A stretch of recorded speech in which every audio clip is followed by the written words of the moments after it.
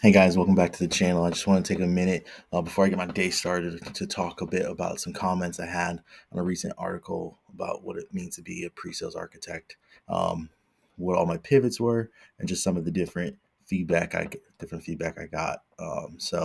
Real quick, when it comes to pivoting in tech, it's all about what you feel in the moment. Have pivoted a lot as I search for different things in a role, right? So on average, after my military career, I pivoted about once every 18 to 24 months. Um, so right now, my current role, I have been here longer than usual. I feel very supported on my role, and for a few different reasons I'll talk about here in a second. It's different.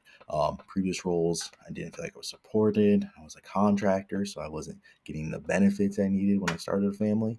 That was one of the big reasons I left. I wouldn't have left the position I was at as a contractor if it wasn't for having kids. To be honest, right? Like you need benefits, you need time off, etc. And you just when you're not getting those, you got to switch. So that was one switch in the pivot. Another one, I was let go. So things happen, right? Like things happen and there's challenges and you just got to keep driving forward. Bills still got to get paid. And so in my new role and as a pre-sales architect, right? So I pivot in a job, but it was still the same company. They supported me in that, right? They said, hey, we see you're not feeling supported, you're not happy. How can we support you, right? There's a need on our Microsoft pre-sales team, and they were able to use me as a backfill plus a new role, right? Security was new for them from a Microsoft perspective. And so it allowed me to show why we needed somebody, right? So fortunately enough, they believed in me. So it was awesome. And I can say that when you work at a company, when you get that feeling that you're actually supported, it makes it that much easier, right? Because in corporations, and it rings true for 9 to 10, that it just is a job, right? A job is a job. It is what it is. And I think as a solutions integrator, right? So you're supporting partners, you're supporting software, supporting those vendors. It's a little bit different, right? Because we serve at their pleasure, right? Like we're not out here building custom things unless we have some custom go to markets, right? But 9 times out of 10, you're supporting that software, you're supporting that vendor. So you just have to derive what their value is. You have to understand that. And so I think when I talk about pre-sales and the difference between that and support, it just is it's an innate difference. And either you have the skill and you're able to sell yourself and your brand. A lot of people in this world will refer to it as your brand.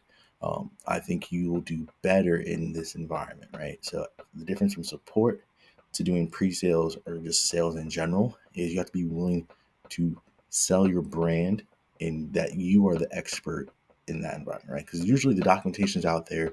There's different pathways, there's different learning materials out there for whatever software it is, but you know it better than the rest. And you are providing a service to a customer and organization that doesn't have that experience, right? So I said your technical expertise is one of the top 5 things that you can bring to any pre-sales or sales engineer role, right? And so one other thing I'd like to talk about is just how you can bring that support, right? How you bring that out of yourself. It's just keep learning every single day, whether it's in your home lab, whether it's going to nonprofits and saying doing pro bono work, whether it's just doing presentations in front of other people. Hey, this is, Microsoft security. Hey, this is, you know, whatever SaaS platform insert here. It just, there's so many out there. Just do a presentation on it. Do a quick TED talk, local community talk, and invite people whether nobody shows up or not. Present it and just keep it moving, right? It's all about getting that feel and starting to feel that you are the person. I would say that more than anything. And then second, on the company, a lot of people say, well, you can just keep hopping, every 12 months. You can't. There's always going to be roles. They're never going away. I really feel that technical expertise will always be needed, whatever it may be, right? AI can only do so much. There's still need somebody that can write the model, somebody that can knows how to use it in the right manner. And so what I would say for anybody out there, find a company that is supportive of you and keep pushing, right? So for me and my company, right, I think they support us more than others, right? So I don't think I'd be given the same benefit that I've gotten here. From day one, I felt supported, even though I was in delivery, right? I was delivering the work. I was still supported, right? My house burned down on week 3 of me working here, and they helped raise $12,000 for me plus, right? So there's more on the other side of it, but without them, I probably wouldn't have had the support to keep going, right? Like we lost everything. And the company said, don't worry about it. Take the time, We'll see when you can get back. That's a lot for a company that you've only worked for 3 weeks. So I'll be forever indebted to that. I think as you go is whether or not they support you as an individual, right? People say look for a family when you work. I think that's tough, right? Work is definitely work.